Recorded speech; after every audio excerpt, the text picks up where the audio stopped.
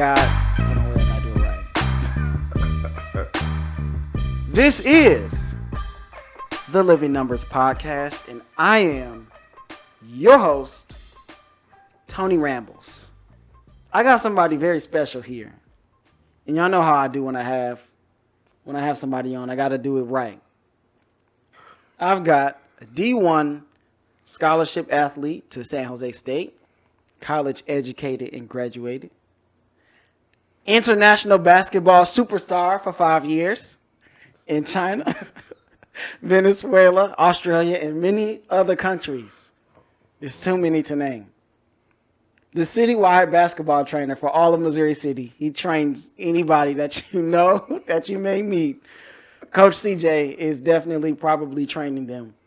And the biggest and possibly loudest person that I know, Coach CJ. CJ, tell the people hello. Hello, everyone. How y'all doing? That was good. That was good. That was good. That was good. It was okay. I think it was okay. I like it. I've heard worse. Okay. So I'm definitely that's definitely up there. So that's cool. Y'all can't tell for the people who are watching on YouTube, hopefully. But Coach CJ is like, how tall are you? 6'9". 6'9". You're not 6'9". 6'9". 6'9". It's all over the internet, the interweb. So if y'all are actually watching this, I look taller than him while we're sitting down, so that's cool for me. You're doing the reverse Tory Lanez. Your legs not swinging when you sitting down, or when you stand up, you're not the same height, so you're good. I don't know who Tory Lanez is, so whatever. Oh wow. Okay. Well, is he a rapper? Yes, he's a rapper. Ain't that the guy that shot Megan Thee Stallion? Exactly. So you do know him. Yeah, you do know him. I don't know his music or anything. I'm like, wait, ain't that the guy that shot that? I don't listen to her either, but I've heard some. Man, you know what? I don't really listen to stuff like explicit, anything with cussing in it. I'm just kind of like, nah, if you would have caught me, what am I, 32? If you'd have caught me a decade ago. A decade? A decade, yes. Seriously. Lord. I was on everything. I used to be the person that knew all the music. When I was at U of H, yeah. I'm like, y'all gotta check this person out. This the new mixtape that's dropping. Think Currency, Wiz Khalifa, like right in that area. Yeah. That time, pushing Orange jamming. Juice. Yeah. I was the person that knew all of the stuff that was dropping. Anything hip hop. I was just jamming Currency, like day before yesterday. Is this stuff still good? Always. Yeah. Always. Okay. New Jet City. Yeah. Before we get into the episode, don't forget to like, subscribe, rate, review, download, follow, share. What is that? Recast, retweet. Retweet. There you go. Share this with everybody because it's a great podcast and we're going to have a good time. So, y'all know we got to open this thing up with a number. And that number is $2 million over 4 years. Now, I know that's more than one number. Yep. It's a contract, okay? $2 million over 4 years. And that is the contract that Hercey Miller, Master P's son, one of them anyway, he got that contract from a tech company as a young black athlete. He's going to an HBCU. And so that just kind of shows the potential, right, with the NIL happening, name, image, and likeness, where people are able to make money off of their face, their name, who they are. And that changes the game for college athletics for everyone. Yes. And I'm sure you could speak to that being a D1 scholarship athlete yourself. Like, how much of a difference would that have made with you trying to make the decision to go to college? It made a big difference. It still makes a big difference right now because I'm probably gonna be a part of that class lawsuit. Seeing this is retros because I'm like, might as well give us some money. Y'all been sitting on this money for so long. So, Right. It helps a lot of college athletes to be able to get a contract and cut a deal because a lot of people like your likeness. They like your personality, your character, and things that you bring to the table. So being able to have monetary value definitely helps you out because now that you're in college, you don't have to really lack of a better term, make that sacrifice to say, oh, I got to go provide for my family, and I have to leave my educational opportunity in order to go be professional. So now I can be in college and get paid millions or hundreds of thousands of dollars to provide for my family, still get my education, still get an NCAA in that school they cut, and then still be able to go pro. And then I kind of have a threshold. Like, look, I just got, $4 million, $2 million over a 4-year period. That's $500,000. Yeah, so I'm going to need you to triple that now that I'm complete, starting out the bat. Right. And then, it's a great negotiating tool. And then think about this, and because I was with you the other day and when you were training one of your guys, and he has a child. Mm-hmm. So now this person could go, dang, I want to get a college education, but I can't not make money. Now he doesn't have to choose. No, not at all. He can kind of parlay his name, image, and likeness into some money and still get his education. That's key. So that's gonna be key for a huge. lot.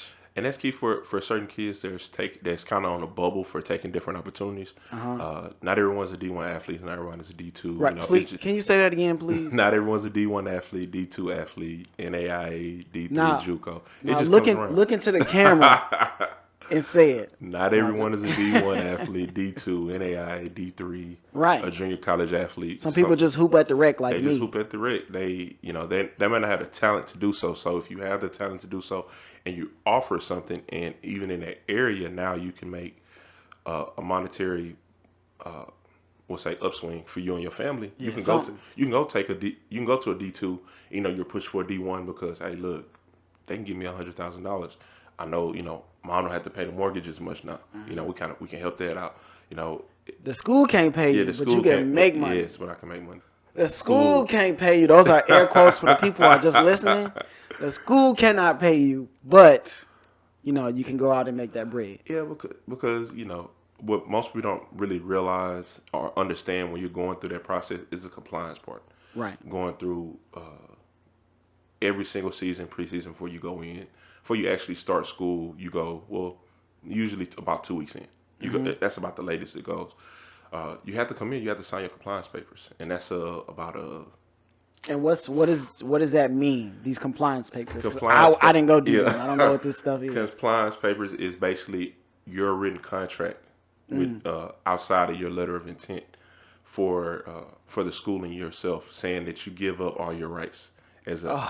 So you give up your. That is unconstitutional and unethical. Nowhere else in the world would there have been a system like this. Yes, it's the system that's set, and it tells you that each year, around August, before the fall semester officially starts, you have to sign over your likeness, and that is them being able to use your name, your voice, pictures of you, not anymore, everything not for anymore. The school's monetary gain, and you cannot. As little as have a job while you're on scholarship.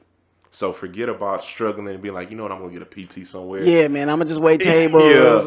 If they find you can lose your scholarship. So you lose a scholarship that values, for the most part, between $60,000 to $75,000 for a tip job as a waiter. $10 as a bouncer at $10 a club on a $30 tab. Yeah, and not be, and then have that edged out to where you're no longer a scholarship athlete. Right. Scholarship athlete. So it's a crazy process, and you do that year to year because every scholarship is not 4 years; it's a year-to-year process. I think they've changed that as well, where now they can kind of guarantee that 4 years. I would need to fact check that. Yeah, don't quote me on that one, but I do remember hearing something because they were talking about there have been changes in headway. That's not paying the players, but things that are productive as far as helping the players out and the scholarship athletes. When you see someone like LaMelo Ball, LaJello Ball, man. Some guys that, R.J. Hamilton, guys that literally would have made the NCAA hundreds and hundreds of millions of dollars. They would have made themselves so much money too. And no, I'm just if they went to college without the the new rule, right? Like the schools miss out on so much money. So now it's like, well, if you come here, then we're going to guarantee you a 4-year scholarship. We're going to guarantee you room and board. And, the scholarship check, only goes so far because you don't get a scholarship check when school's not in. So when you go on winter break in basketball, which is the majority of your season, you don't have any money after that. So rent is due. You have to literally hold that check. Right. Let's shift gears here, right? Same realm. But I was thinking that kids will become even more privileged and entitled, feeling like they've made it because they'll now have some money in their pocket without actually making it to the league, whatever league you want to be in, right? Whether it's basketball, football, or whatever. Right now, you've already started making money. Yeah. And so I could just see it right now because we both work at a high school and we can see the motivation and the entitlement firsthand from people who have not done anything yet, right? So you could just imagine somebody is a D1 scholarship athlete, we'll say top 50 in their class, and they're making money already because people know who they are. Maybe they got a following from high school. They're on Ball This Life and Overtime in the AAU circuit, right? So people see this potential, and now they want to start paying them for doing whatever, right? NIL stuff, no big deal. But couldn't you see production from many players start to tail off or start to wane because they kind of get it's hard to wake up at 5 o'clock in the morning when you have silk sheets. Oh yeah, Marvin Hagler. Yeah, exactly. It's difficult for a lot of people to do that, but I think early on the upper echelons, the people that were already going to be making a certain amount of money, they're getting it, and some of those athletes were already used to and privy to it. So it's more so you're looking at the athletes that's kind of borderline, that's approaching it. Right. And the reason why I say that is because those kids have already been doing it. To get to that point, they've already been doing what needs to be done. They're up at 4 o'clock, 5 o'clock in the gym early morning. They're not making money yet, though. They're not making money yet, but they're making Teach me money. something. They're making money. Because like you said, what I think and what you're alluding to is that the kids are going to get complacent.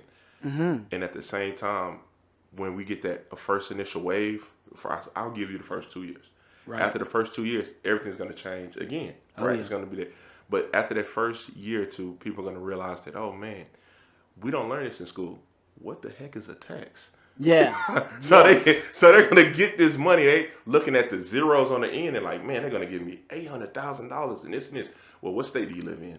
Right. What is the state tax? Oh, yeah. And then are you yourself an entity of your own business? Right. Are you an LLC to get the proper tax cuts to make sure that you see 600 of the 800,000? Yeah. So the kids that are just, high profile athletes per se, or just great athletes that don't have that team already set. You don't have the Instagram, Twitter, the TikTok, the Twitch, everything set up for you to be like, I'm going to make monetary value from all these different avenues, YouTubes, and then say, well, cool, I have this too, and we're just going to add promotional and partnership deals to have everything going. Yeah. Because now you're going to see the NCAA is going to allow them to now start doing commercials and then wearing gear outside of what you usually can wear. Not school gear though. They're gonna allow them to do it. They're gonna have to because it's a part of their branding. So that part, I would say still belongs to the school. Like you can't go out and now you're wearing University of Houston stuff. Like now you bring us into the equation as the university because you're wearing our stuff. Now if you're just wearing a white tee, then you are still kind of separated. You're your own person. I mean, that's what I would say. That's my kind of basic thinking. But that's not what the contract says. The contract says no matter what you have on, once you sign that contract, you are into. Once you're on the website, once your name and picture's on the website, and they tell you where you're from and stuff, you become an entity of the website, a quote unquote employee. Going back to the Ohio State fight, Notre Dame fight, saying we're active employees of this place. We have all the different things that the compliance has, all those things, in the athletic department. So when I say them branding and stuff, is them saying I got on full U of H gear and we're a Nike school, but because I have a deal with this company, I'm going to wear this non-Nike wristband. I'm going to wear this because I have a deal with them. And the NCAA, I don't think that's going to work. NCAA's they're going to have to. You're going to lose that. You know what? We're going to have to get to see, but I'm thinking that they have to do it. We're going to see. They're going to have to do it. Because those schools, they have those contracts with those companies. Yes. Like if we wear Nike, you're not about to come up here with no Adidas or no Reeboks on. You're not going to be able to do that. That's extreme because the kids are going to schools that's not affiliated with the AAU program, 9 times out of 10. Right. That's the thing. And that's the thing that everybody, it's layered. It goes deep. It goes deep. The rabbit hole does not stop just with this. Speaking of coaches, right? We're going to shift gears here. Okay. And our number here is going to be a 24-year-old charge. Okay. An allegation. So, Chauncey Billups, near and dear to my heart. Y'all know I'm from Detroit. I don't have my hat on today, but if you're looking on the camera, I've got my Detroit shirt on. Yep. And Chauncey Billups has been in the public eye for a long time. As far as he was doing TV, and then he became an assistant coach. And he's been an assistant coach for years, right, at this point.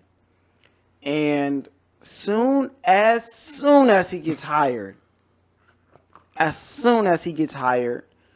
for the Portland Trail Blazers, this 24-year-old rape allegation gets brought up now that he gets his head coaching position.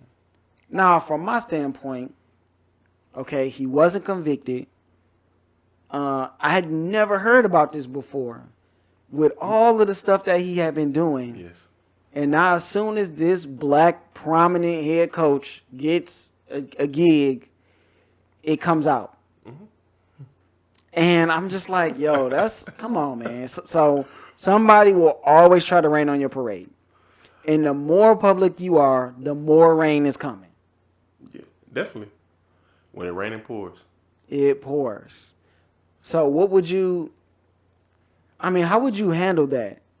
Just as a person who has been a lot of places and done a lot of things with your career, if as soon as you get your teaching position and you start to, no, scratch that. As soon as you get a coaching position at a college or university, some allegation just pops up out of nowhere. Like, how do you handle that? Well, it's crazy that things like that happen to begin with. Yeah. But being we want to say rape is not okay. Yeah. It is not a good thing. If he was convicted, then he would need to go to jail and serve his time. But because it was just an allegation and we don't know all the details, then we live in a day. This is where we go. We live now in a day and time to where you're guilty until proven innocent. Right. And it doesn't matter. And it doesn't matter the length of when anything happened. It just matters the fact that you quote unquote were accused of it, and you automatically means that you've done it. So, especially being an athlete, things of that nature happen. I have a personal story myself. Story time. That kind of happened. I was at Texas State. I signed out of Texas State my freshman year. I got there for summer school. Going through workouts, playing with my teammates, things of that nature. Away from home, enjoying myself, enjoying the stuff with the rest of my family. Time away from with my new family, my teammates. So we're partying, having fun, and we go out to a club and come back and, sometimes, hey, where the guys staying at? Right. Young ladies pop up at your room. It's people waiting on you. Yeah, people waiting on you. So one young lady was waiting, a couple were waiting, and one was waiting for a specific teammate. So they go have their fun, do whatever. Right. And at 5, we had workouts at 6:30. 6:30. I waking up by my coach at 5:30 in the morning. And I'm like, oh crap, we went to some boot camp stuff. It must be hell week. The assistant head coach is over me, shaking me, wake up, CJ, wake up. And I'm like, whoa. I'm jump up, put on my shorts, grab my shoes. All right, got to go across to the building. Right. And I'm in there. He just like, my head coach is just steaming. And I'm like, what is going on? What's happening? Like, what is going on? He's like, and he was already in there with a couple guys. So I'm like, okay, I literally just got here. Like, I'm feeling isolated. And how old are you at this time? I'm 18. 18. I'm 18 at this time, maybe less than 6 weeks away from the house. Dang. So it's, my parents are about 3.5 hours away. So he's like, you don't understand. He's yelling at one of the teammates stuff. He's not supposed to be there and this and that. And I'm like, who and what is he talking about? Yeah. And then he turns and he's like, CJ, do you know what's going on? And I'm like, no, coach. No, sir. I just woke up. I literally just woke up. Coach literally made me put on my shoes and my shorts and come out like I'm trying to talk with my hand covered because my breath stink. Like you literally woke me up. You literally woke me up. I'm asleep. I didn't have any time to get ready. So he's like, was such and such in y'all apartment last night? And I was like, yeah, I saw her. She was there. Yeah. And he was like, okay, so when did she leave? And I was like, I don't know. You said we had to be here early today, so I went to bed. I went to bed around like 10. So when I went to bed, she was still there. A couple other people were still there. Right. And he was like, well, XYZ happened. And I was like, oh. Okay. Oh, all right, cool. And he's like, so where were you? Like in my bed sleep. Like I can't tell you anything else, but I was in my bed sleep. And that's exactly what happened. So I had a Caucasian coach, and he's like, okay, so everybody's story pretty much checks out, and we kind of have it online with what we think happened and why this person shouldn't be around us and stuff like that. Because it happened with somebody else that wasn't with us, but wasn't on the team anymore, but he was still around us. Oh, okay. So, a quote unquote ex-member of the team, and he was ex-member before we got there. So, he gets banned from everything. Yeah, don't come around. Yeah, here. don't come around the team. He's not allowed to be in an apartment, all that stuff. And then coach looks us in the eye, and this, by the way, this is 4 young black men. Mm-hmm. He said, and he's from Arkansas. Our coach is from Arkansas, Little Rock, Arkansas. He took us to the Central High and everything, and stood in front and said, "This is what history happened." Like we did the Little Rock 9 together. Right. So he was like, so it was like that was for later on, but like he was just intent. So he said, if anything like this happened, you have, and his exact words is, you have a young lady in your room, anything happen like this, I can't save you. But to let me be perfectly clear with you, the society and what we live in, if it's a young white girl in your room, you're out of here completely, and I can't do anything regardless, because that's how perception is. And I was like, wow. So he was like, understand that where you're at, where you're going, and what's around you, and what can happen.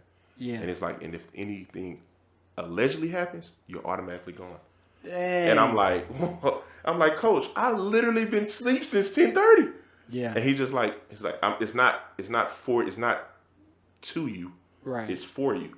It's for you to understand in future references what's gonna happen and what you're gonna see. So since that point happened, I mean, it's been about 100 to maybe 200, 300 cases, and you have basketball players and things of that nature and stuff happening. You're just sitting there looking like, dang. Yeah, coach is trying to protect you at this point. Yeah. He's like, yo, no. I cannot save you if this goes down. Yep. If it looks like it went down. If it looked like it's going down. And there's nothing I'm going to be able to do. So when it comes to Chauncey's situation came, I think when in his early 20s, I think between like 23 to 25, out in the club and things of that nature. It's a lot of things that go on when you're professional. Like high school and college are different animals to a certain extent. When you get to a certain ilk, yeah. But when you're in the league, it's totally different. And I've sat down with numerous NBA guys and had conversations, and they're just like, XYZ's going on, and it's just like regular stuff, and I'm like, this is crap that you see in the movies. On the back end. He just like, no, like this regular stuff. This is just what we do. When you go pro and stuff, you get a card. Like overseas, we got a FIBA card. So the FIBA card tells you pretty much what country you're in, why you're there and stuff. If you have anything going on, you show your FIBA card to the police and stuff, and they say, oh, you're an athlete. You kind of handle it a different way. Right. Now, that's the same thing with the NBA. It's an NBA card that you got. Wow. So it's only certain places that... It's like an ID? It's an ID. It's an ID that shows you you're in the NBA and stuff and what team you play for. Man. And it gets you into certain clubs, gets you into certain things. So you're living a totally different lifestyle already. So when they're at these certain places and these women are around, sometimes, like, this is just NBA people only. Like, this is only who I came with. But you get there and she's not with anybody, but she's in there. How did she get in there? Somebody let her in. Exactly. So I've seen stuff and I'm like, wow, watch stuff, and they're like, man. And when you're 23, 25, I got $1 million in my pocket. I'm free to get in and do whatever I want. And then because I'm there, they're just coming. It's crazy. Hey, Any allegation is possible. Yeah. Anything is possible off that because it's crazy that just allegation can take away so much, and you can never get anything back. Because what's the saying? A lie can go halfway around the world before the truth comes out. Yep. And that half around the world is going to be what's going to judge you and put you in that light. So that halfway around the world thing, there's somebody right now in the public eye that is dealing with some rough stuff right now, and this thing can kind of go either way. And Coach CJ is laughing because he knows exactly what I'm talking about. Because I prepped my guests beforehand, and this will get us to our last number here, and that number is going to be 9 p.m. Eastern Time, July 6th. That's when the NBA Finals started, and somebody was missing. Mm-hmm. Now, Devin Booker was there. He played. Mm-hmm. Giannis played. Even though he was injured, Chris Paul played. He played. The stars were there. The stars were there, but somebody that we're used to seeing at all the finals was not, and that's Rachel Nichols. Yep, she wasn't. And she was just recently. The recording recently got out. Where she was talking about Maria Taylor and how she really got her job because ESPN was feeling pressure to have somebody black on air. Mm-hmm. Once all the Black Lives Matter, George Floyd, all of that stuff, the Donald Sterling, all of that stuff started happening. So I listened to it because I'm like, okay, I've seen Rachel Nichols a bunch of times. You can see that she has great relationships with a lot of these athletes. Because they come on the show, they talk to people, shout out Rachel Nichols. Yep. And Steven Jackson actually came to her defense. I saw it. It was like, it's really not her fault. It's ESPN fault. Mm-hmm. And that's kind of what I thought when I heard the audio. I'm like, well, wait a second. Her gripe is really not with Maria Taylor.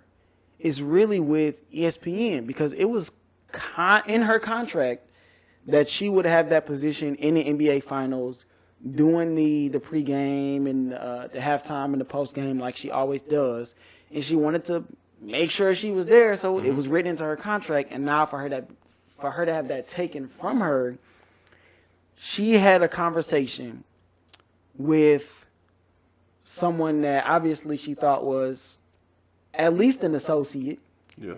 Probably more closer to a friend, that so many of us have in our workplaces where something happens, you're frustrated, and you just want to vent to somebody. And you want to give your honest thoughts. Now, sometimes those honest thoughts throw somebody else under the bus because maybe they deserve what they got, maybe they don't, but they got it. And it was at your expense sometimes. And so when I hear everything that she said, I'm like, well, it sounded like her problem was more with ESPN giving her position away and not having the diversity from the jump. That's a good cut. That's a good cut right there. You like that? That was good diversity from the jump. Go for it. So I can look at it from both sides. I always try to look at everything from both sides. Of course. Well, all three sides. I'm gonna look at it neutrally, then I'm looking at it from Rachel's and then Maria's. Yeah. I'm say, sure Maria was hot when she heard that. Yeah, so we can start with Maria. So, and we had a great point made by Jalen Rose's daughter. Okay, Did you see her? I didn't You get see a chance to see. Okay, so she put out a TikTok, and it was pertaining to Rachel Nichols. Uh-huh. And wait, who put out a TikTok? Jalen Rose's daughter. Jalen Rose's daughter. Okay. Her daughter. His daughter. Because he can't do it. He can't do it, but his daughter sure can. We know what's going on. Yeah, so she made some valid points that was kind of, I won't say unheard of because she's speaking candidly to the TikTok nation, okay, right. in her own platform. Because she can. Because she can. So she pointed out some key points about getting to where Rachel has gotten to compared to where Maria has gotten to and how they got there, which was kind of key. So one of the key things that she pointed out was that she's Diane Sore's niece. I didn't know that. I didn't know that either. So we already know, we're talking about mass media, how hot it is. And then the second thing she pointed out, which was really key and kind of had you I want to say me personally, but had a lot of people thinking, is the fact that she wasn't upset at the fact that Maria got the job. I think a lot of people can point to that.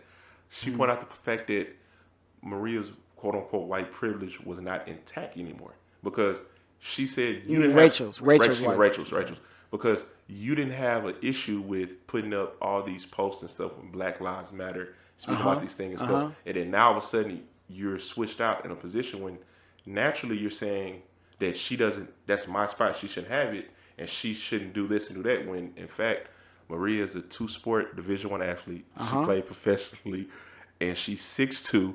She's an actual basketball player. Right. She's done college basketball. She's done college football. She's done NBA. She's done WNBA, and she has a following, just as you have. Right. Now, dealing with ESPN, that's one thing, but how you were saying it was that she was undeserving of it at all, completely. And I think that's what most people were looking at. No, I think on that turn. When I heard her speak, she was saying like she has done great things. Like, don't get me wrong, but to just kind of give my spot away because you feel like this pressure from society, it's kind of like that's not fair. It's not fair because Rachel Nichols, she's been doing her thing for a long time. I agree. But how did she? And many people had say she earned her spot. And I think that's what Jalen Rose's daughter is speaking of, and I think that's the same thing with Maria's, because Maria started the same way and then started getting pub and started moving up, and then now it seems like, okay. It's like she jumped the line. And that's what I feel like she's trying to say. And you look at them and they're quote unquote even, but you just see like, I'm going to go with the younger, more dynamic and what's going with the time and stuff. And they end up dropping them. So ESPN may be looking at it in that realm, more so less racial than anything, because they're both females. Yeah. Okay. They both know their stuff. They're both deserving. They're both deserving. I think ESPN made a move for the simple fact that she did a hell of a job for the college when she was doing all college basketball throughout the season for the last 4 or 5 years. And they may have just thought that, hey, look, let's just make a change. Now, did they violate the contract and do everything to make Rachel feel a certain type of way? Right. Probably so. And should they been in that spot to begin with? Probably not. Right. But we're talking about, again, at the end of the day, we're talking about $1 billion company making moves for the bottom line. They don't care about Rachel Nichols' feelings. Hey, they don't care about Maria's feelings either. Maria will be a good spot here because, we do feel some pressure. Yeah. And Maria is deserving. We know she would do a good job.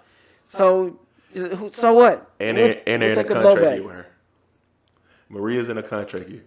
And if you're trying to keep the upstart, we want the young. Yeah, we want the young one. We want the young one. She's gonna overall over the next 3 to 5 years. Right now, if her contract, let's say she's on a 5-year deal, 3 to 5 year deal, regardless of what Maria's the perks, the payment, and everything is gonna be less than Rachel's per year, because Rachel has seniority, right? Yes. So anytime a company's making a big splash, what do? They go to the top and say, where can we trim, quote unquote, the fat? Right. Who's making the most? Who's been here longest? Here's your severance pay. Thank you for your service. Because you got guys like Stephen A. He not going nowhere. He gonna get paid the most, and he gonna be staying. Yes. But it's kind of like, okay, but who drives the ratings? Where have we maxed out our potential, and where can we save the money? Yes. And so I could bring in the young lady that replaced her, Michaela Andrews, I think, that did the sideline report, because originally they were supposed to switch, right? Yeah. She said, I don't want to do sideline. Yeah. So if I can have both of those, Malika Andrews, there you go. If I can have both of them, plus maybe 2 other people, and staying on the female side, right, for the price of one Rachel. For one Rachel, that's what I'm gonna do. And it's not like Maria is a slouch. Like she's one of the up and comers. I think they all have qualities that makes them special and makes them approachable.